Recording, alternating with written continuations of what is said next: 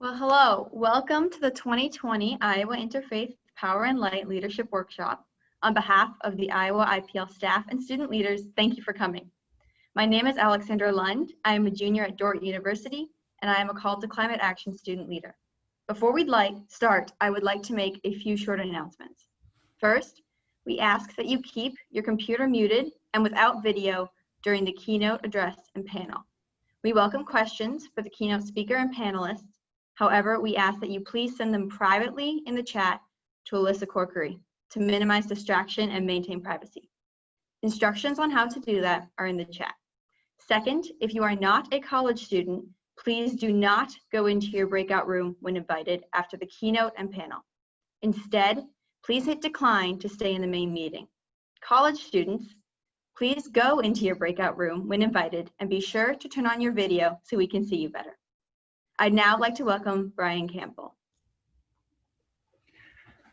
Hi, good morning. My name is Brian Campbell, and I'm excited to welcome you because I'm wearing two hats this morning. So I am the Director of Sustainability Education and Partnerships here at Central College in Pella, where sustainability is one of our core values and really guides how we educate and how we live and operate, believing that young people are critical to solving challenges like climate change, not just in the future, but right now. And I think we're going to see that today. I also serve as board president for Iowa Interfaith Power and Light, who's also helping host the event today. Our mission is to empower people of faith and conscience to take bold and just action on climate change. So through the summer and this fall, we've had a team of dedicated, passionate young people who have worked with Central and with Iowa Interfaith Power and Light to plan this event. So we're really excited that all of you joined us, and I want to welcome Samir Goff to ground us in prayer as we begin.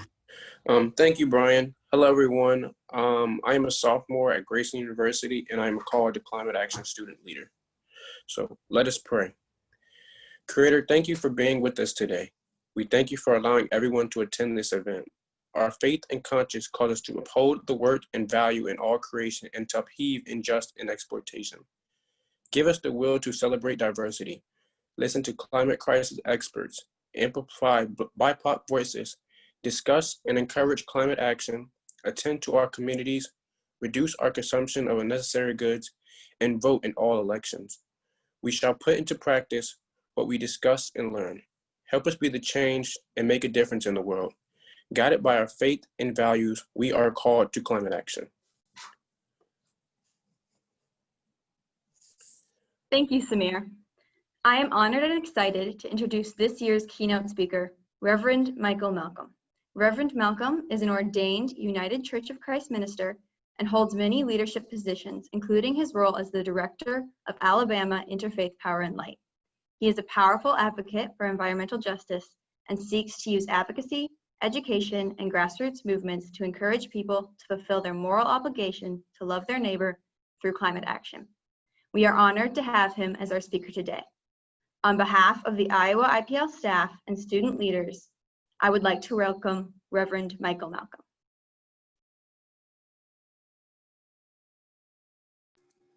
Thank you.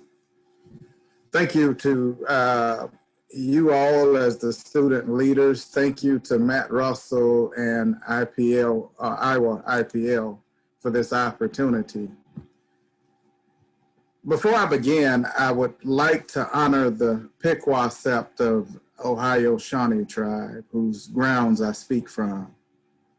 I'd also like to honor my ancestors whose shoulders I stand on. People like Fannie Lou Hamer, who would declare before the masses the sacred hymn of the Black experience, "I'm sick and tired of being sick and tired." I stand on the shoulders of ancestors such as James Baldwin, who said, "The moment we break faith with one another, the sea engulfs us and the light goes out." The juxtaposition of these two statements is the struggle of upholding and upheaving. This is the pain that we feel as we fight tirelessly against systems of injustice that undermine life. This is the helplessness we feel as we see protections for people and planet dismantled with malicious intent. This is the anger that we feel when we see Black and brown children in cages on the border. This is that outrage that we feel as we view state-sanctioned violence on Black bodies. This tension is a desire to live as community while needing to deal with the fact that the systems that govern this community are not equitable or just.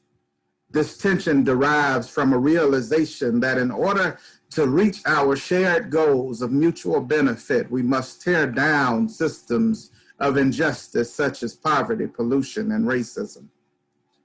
We understand that the shared goal is to be a community of mutual benefit, a diverse and inclusive community that is founded on equity and justice.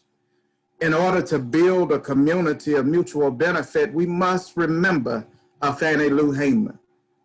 We must take the disparaging cry of Fannie Lou Hamer and hold it up as triumphant battle cry. We must uphold the spirit of that cry. Fannie Lou Hamer was not saying that she was sick and tired while doing nothing. She was saying that she was sick and tired while fighting to change the conditions that caused her sickness. When we vote for justice, we are saying that we are sick and tired. When we vote for climate, we are saying we are sick and tired. When we protest and put our bodies on the line, we are saying that we are sick and tired. Upholding those who are sick and tired of being sick and tired is to say that Black lives do matter. Upholding those who are sick and tired of being sick and tired is to fight for universal broadband. Upholding those who are sick and tired of being sick and tired is to fight for those 71% African Americans in Iowa living in counties in violation of air pollution standards.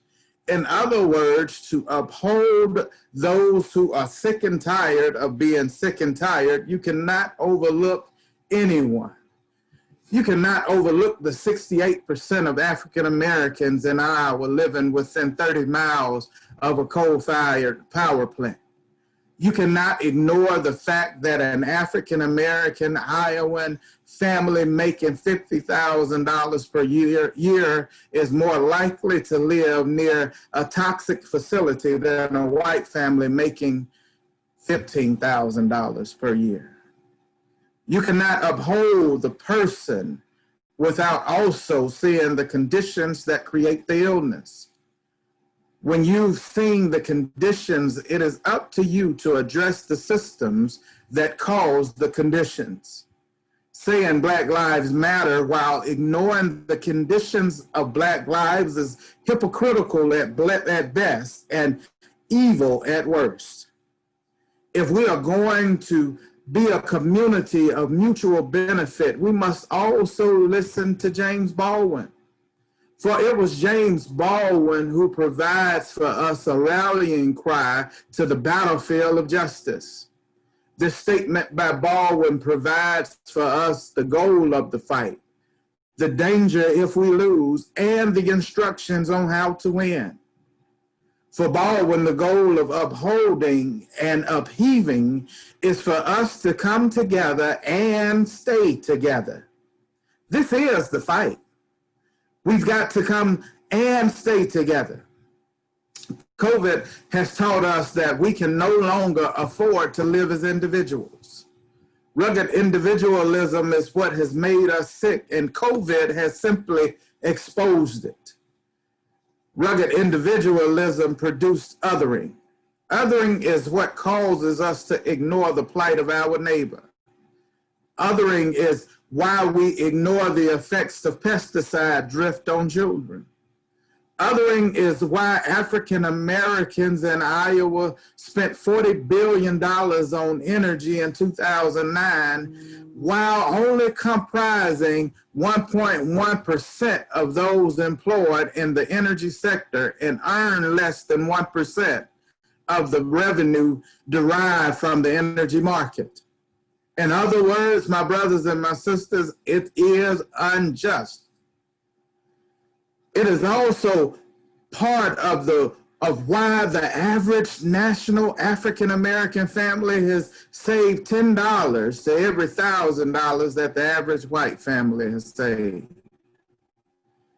James Baldwin also tells us the danger of not coming and staying together.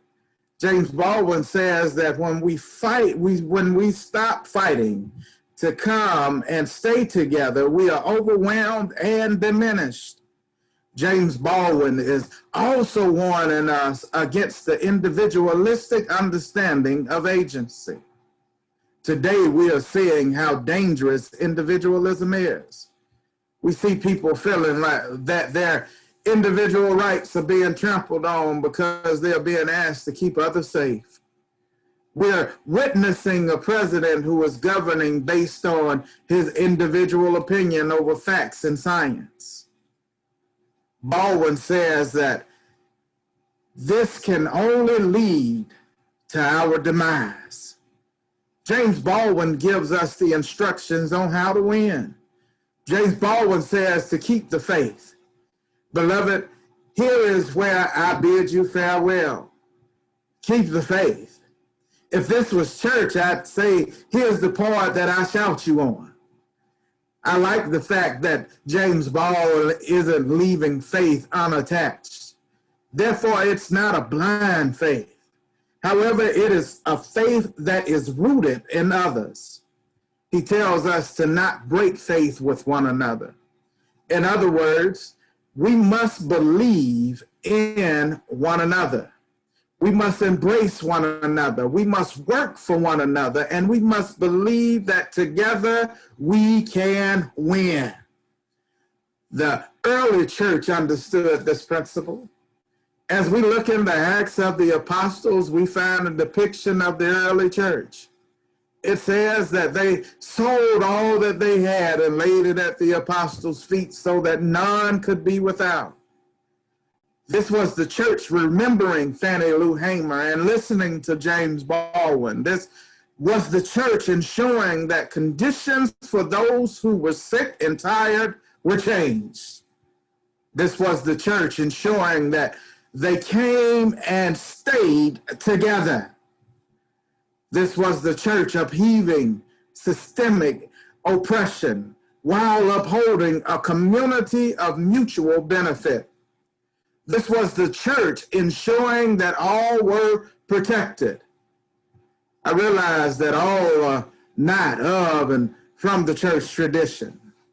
However, I'd like to say that the church in the context of this talk is the place of common faith. James Baldwin told us that we cannot lose faith in one another.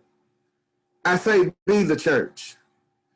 Be the church that holds all things in common so that no one is without. Be the church that fights for that child to grow up in a healthy environment. Be the church that ensures that Black family doesn't have to choose between an energy bill or grandmama's medicine. Be the church that calls out mom and dad that when they say all lives matter and justify shooting of unarmed Black people. Be the church that shuts down fossil fuel subsidies and demands moratoriums. Be the church that elects officials who are truly by and for the people. Come together, stay together, uphold, upheave, and we will win. Thank you.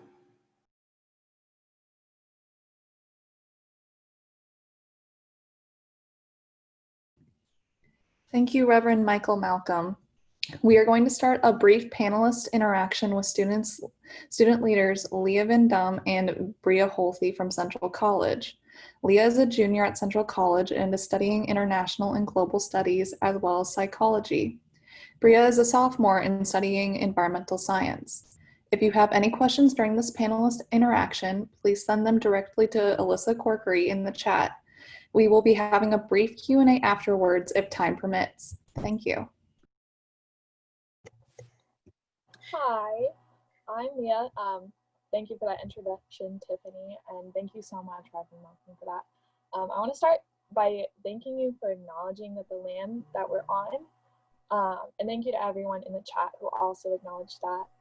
That's a really important thing to do, and I encourage everyone to learn whose land you're on, and I believe Irene sent a great resource to do that in the chat.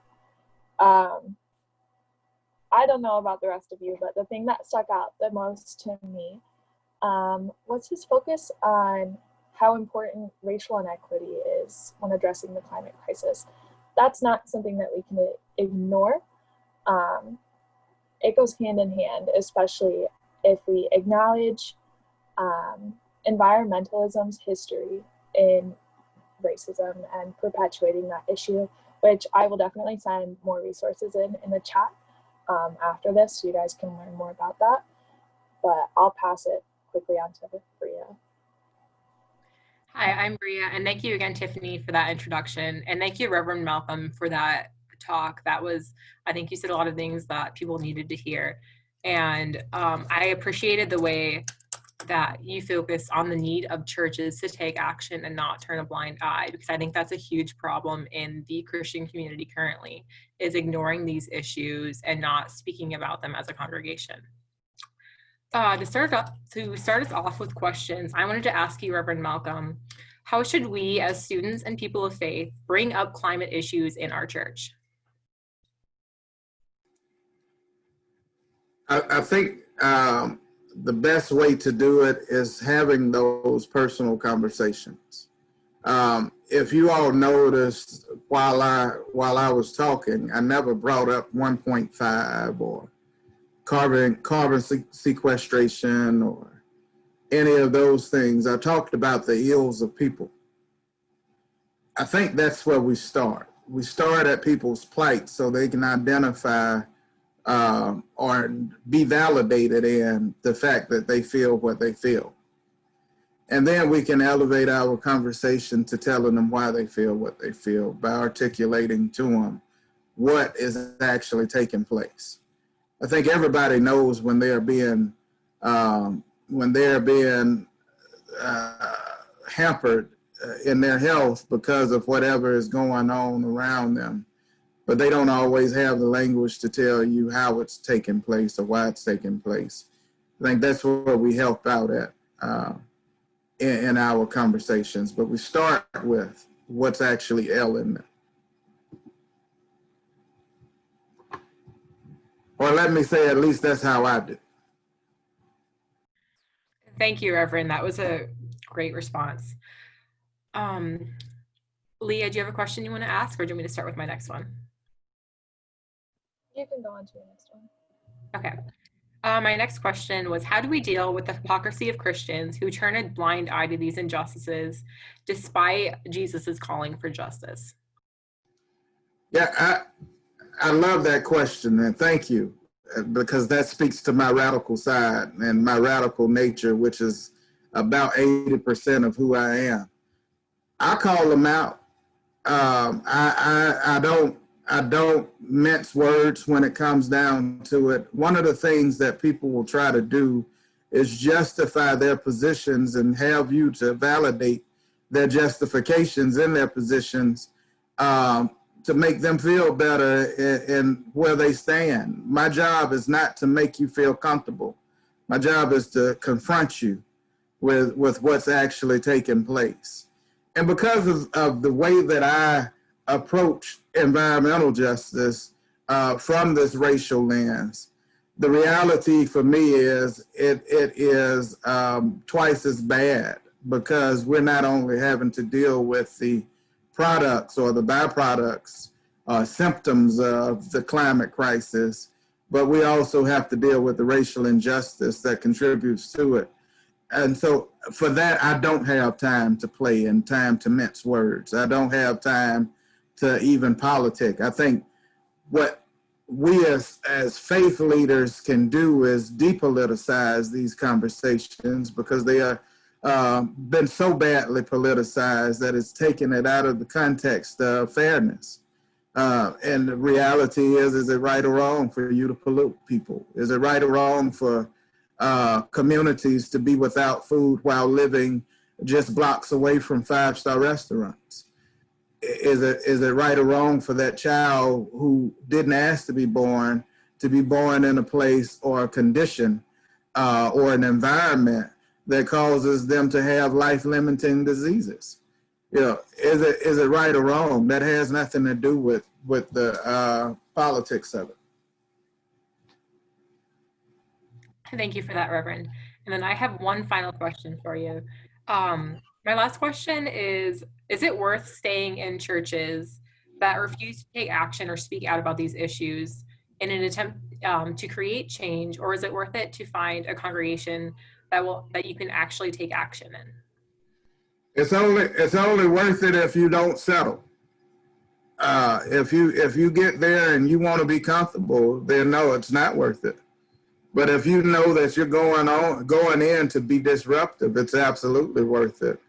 Let me go back and use an illustration with my model for ministry, which is Jesus the Christ, and seeing that he went into a church and saw that there was a lot of disruption and divisiveness and segregation happening. And he didn't sit there idle. He turned over tables and beat out the money changers. I think we lose sight of that Jesus, and we want a Jesus that holds everybody's hand and tell them kumbaya, or sing kumbaya and tell them it's going to be all right. No, it's going to be all right if we do something about it. So you may ask Jesus, was it worth it to go to church? In a church that was divisive, and in a church that was segregated, in a church that put profit over people. I believe Jesus would say it was absolutely worth it, because I went in to disrupt the systems that was causing oppression. If you're going to go in to disrupt those systems, if you're going in as a change agent, it's absolutely worth it.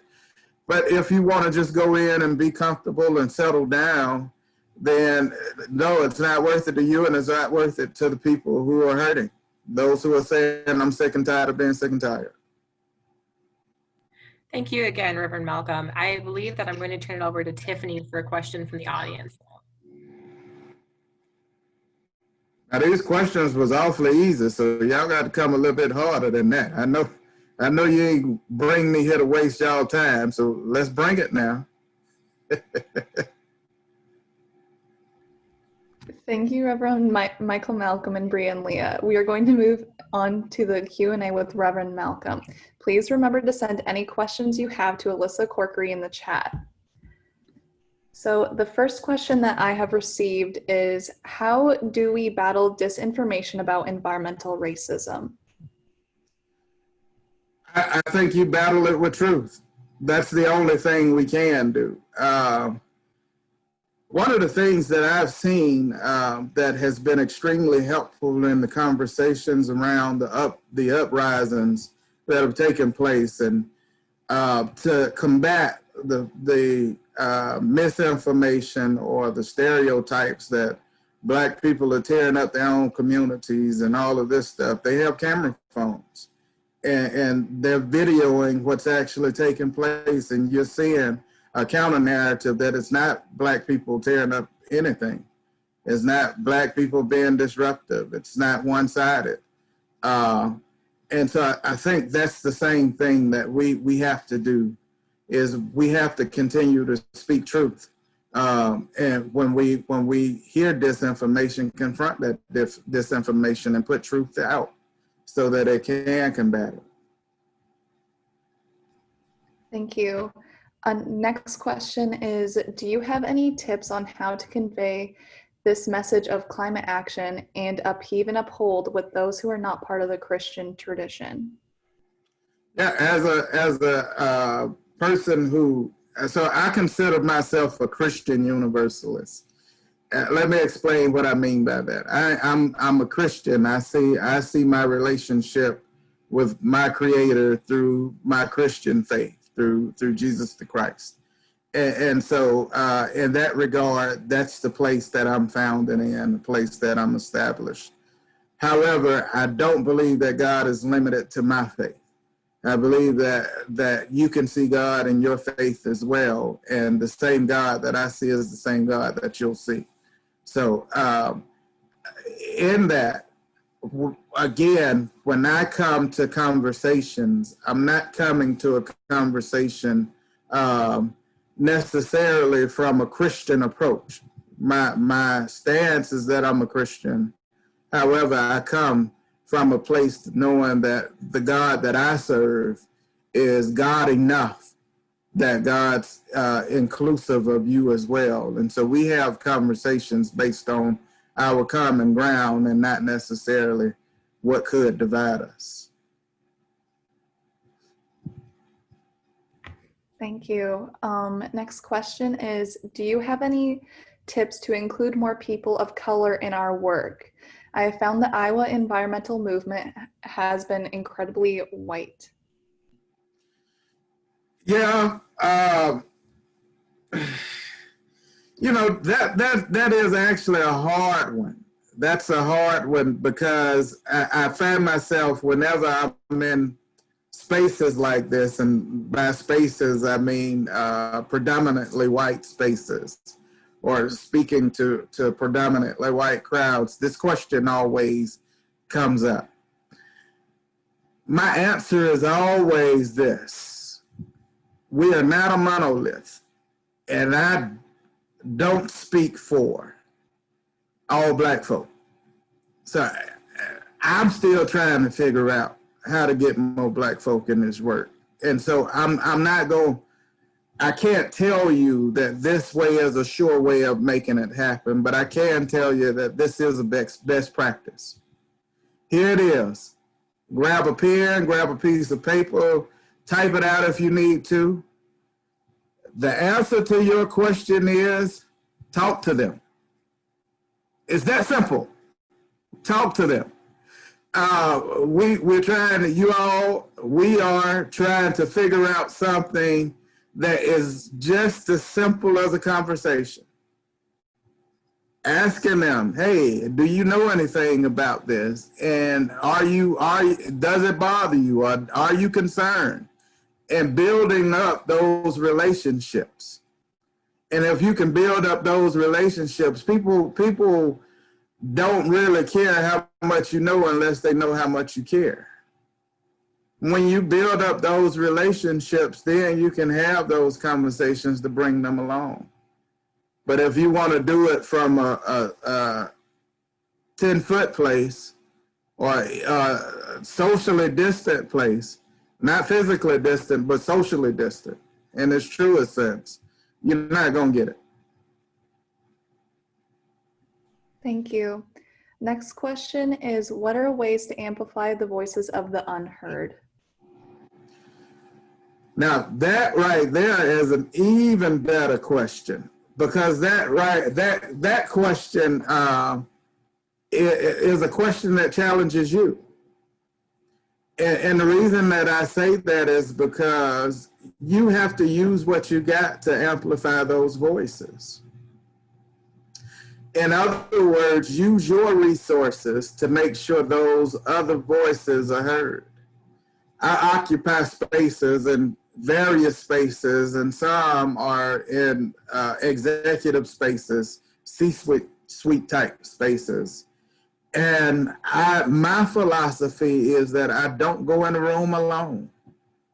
I never go in a room alone. Even if I go alone physically, I've got in mind stories or faces or conversations that I've had with people in community that have told me about what's happening with them so that I can inform those who I'm speaking with. So it's never just about me. I may be in that space, but I'm not in that space alone. And you have to do the same thing. Again, the second thing is those relationships. In order to amplify those voices, you first got to form those relationships. We can talk about the plight of, I could talk about today in my talk that, 71% of black folk, of black families are living under toxic pollution. But it's even better if I know those families. And I can physically call out a name. I feel it more. It's more passionate when I can see that face of that child that's struggling.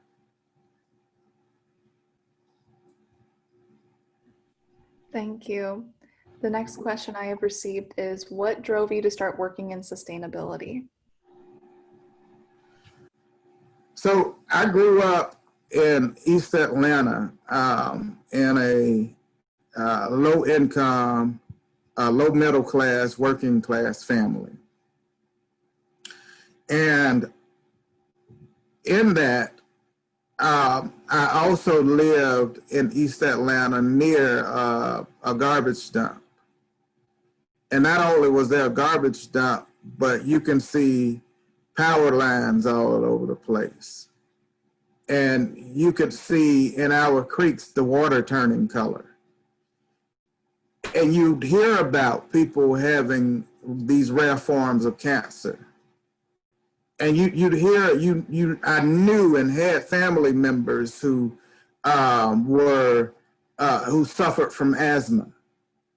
And so you see all this and you experience all this growing up. And then when you hear that there are words that can describe what you were feeling, it does something different to you.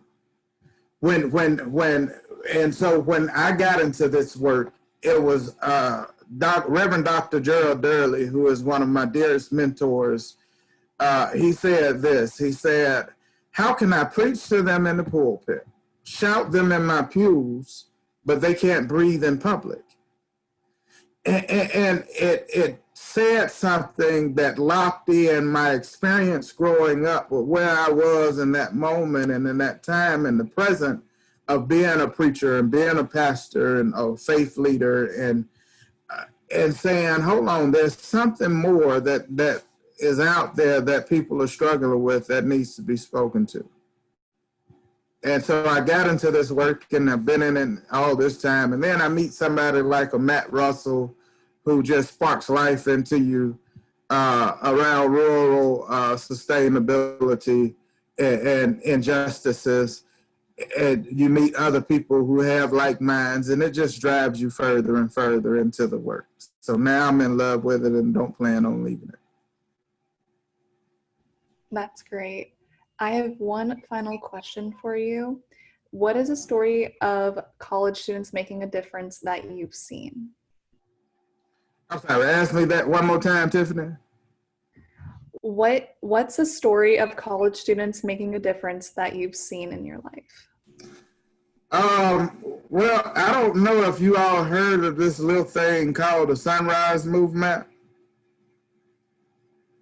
I mean, it's just a little bitty thing, but, and I don't know. Maybe even you've heard of the Youth Coalition and the climate strikes. Those were all college students. Some of them aren't college students now, but when they started, it was college students.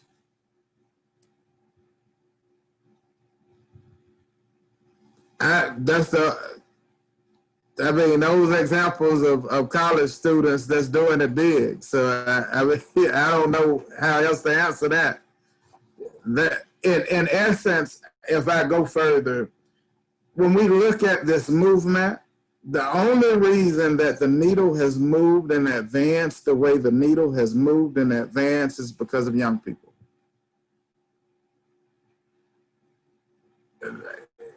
The tables I've sat at with some of my older beloved brothers and sisters in this movement, if we left it up to them, we'd still be sitting at those tables. But young people have jumped in and have gotten their gotten started. I always put it this way. Young people have looked at our past and declared that they don't want that for their future, and have decided that they will shape their future in the present. I'm all for that. We're going to boogie together.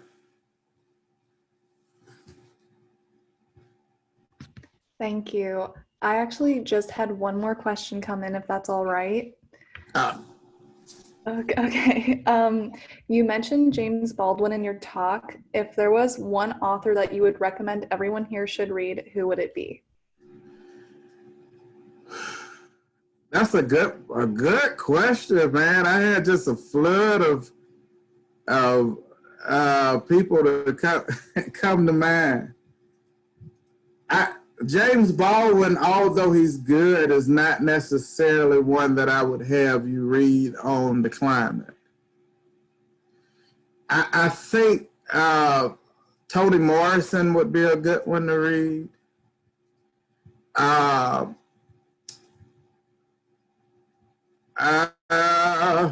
Just trying to think, who all would I have you to read? Of course, Reverend Dr. Jim Antal, he's got a book that is excellent, that is actually a great book for those that want to see how faith language can be used in this space. In fact, that's who I'll recommend. Jim Antal. Yeah. That's great. Thank you so much. Thanks again to Reverend Malcom, Bria, and Leah. We are going to transition into breakout rooms for small group discussions on the keynote. Just a reminder, if you are not a college student, we ask that when you are prompted to join a breakout room on your screen, that you please hit decline. This will keep you on the call. You will just be in the main Zoom lobby instead of a breakout room. So thanks to everybody who's here who's not a student. We're really glad to have so many people supporting these young people. I think, as Reverend Malcom was saying, there's so much great work being done by young leaders right now around climate change and a whole variety of other justice issues. And I feel really grateful to be able to work with those young people. And I know some of you do that every day. Some of you have other kinds of roles or maybe not as much. So thanks for being here. We've had lots of great support for this event and student interns to plan it over the last 2 years. And Iowa Interfaith Power and Light is always excited to have financial support as well as other kinds of support. So if you individually or as part of organizations and that you work with have ways that you think you want to get involved with help and support this work with college students and young adult climate leaders, definitely connect with Matt Russell or myself to help us keep growing this over time. We have over 10 colleges and universities represented today. We're going to have another event in October to bring everybody back together.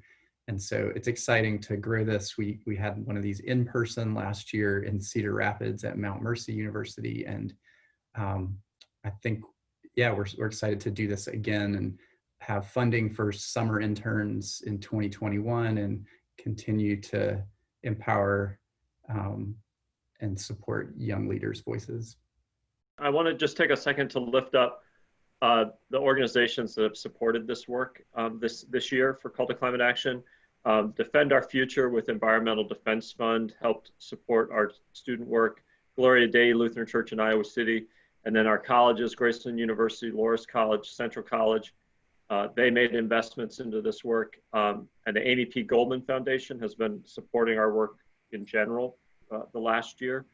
And then the rest of it is really from investments made by faith-based and secular organizations, congregations, and houses of worship. and then individuals. So we just, want to lift that up as frequently as we can and invite other people to support this work. So you can find that on our website if you want to support this work and support students specifically. But we're really, it's with a great deal of gratitude that these organizations have helped us do this important work.